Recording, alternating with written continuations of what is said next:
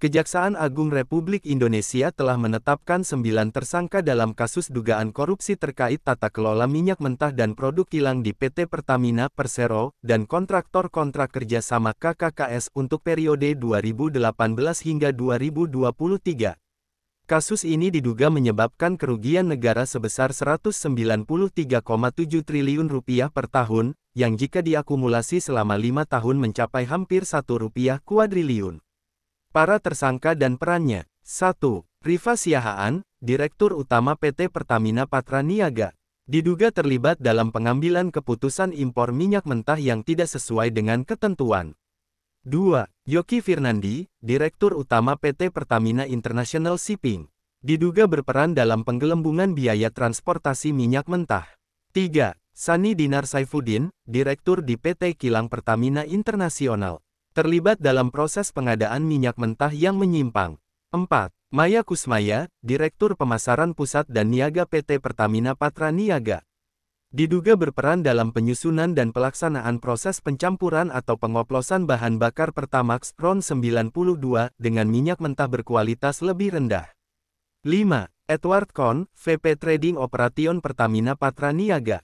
Terlibat dalam pengaturan operasional perdagangan yang menyimpang. 6. Muhammad Keri Andrianto Riza, pihak swasta yang diduga menerima keuntungan dari penggelembungan biaya transportasi minyak. 7. Muhammad Riza Khalid, pengusaha minyak yang rumahnya digeledah oleh Kejaksaan Agung terkait kasus ini. 8. Dimas Warhaspati, Komisaris PT Navigator Katulistiwa dan PT Jenggala Maritim. Terlibat dalam pengaturan pengadaan dan distribusi minyak. 9. Gading Ramadan Judo, Komisaris PT Jenggala Maritim dan PT Orbit Terminal Merak. Terlibat dalam pengaturan pengadaan dan distribusi minyak.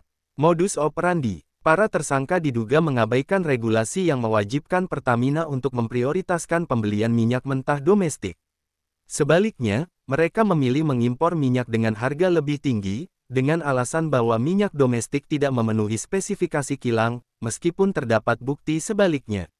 Selain itu, PT Pertamina International Shipping diduga menggelembungkan biaya transportasi minyak mentah hingga 13% sampai 15%. Investigasi juga mengungkap bahwa PT Pertamina Patra Niaga mencampur bahan bakar bersubsidi RON 90 Pertalite dengan RON 92 Pertamax dan menjualnya dengan harga lebih tinggi. Tanggapan dan langkah selanjutnya. Anggota Komisi V DPR RI, Asep Wahyu Wijaya, menegaskan bahwa dugaan korupsi yang berlangsung selama 5 tahun ini menunjukkan adanya sindikat dan permufakatan jahat yang terjadi secara sistematis di tubuh Pertamina. Ia mendesak dilakukannya audit total terhadap BUMN migas tersebut untuk mengungkap seluruh praktik korupsi yang terjadi. Kejaksaan Agung terus melakukan pendalaman kasus ini untuk menelusuri aliran dana dan pihak-pihak lain yang mungkin terlibat. Kasus ini menjadi sorotan publik karena nilai kerugian negara yang sangat besar dan melibatkan petinggi di perusahaan energi milik negara.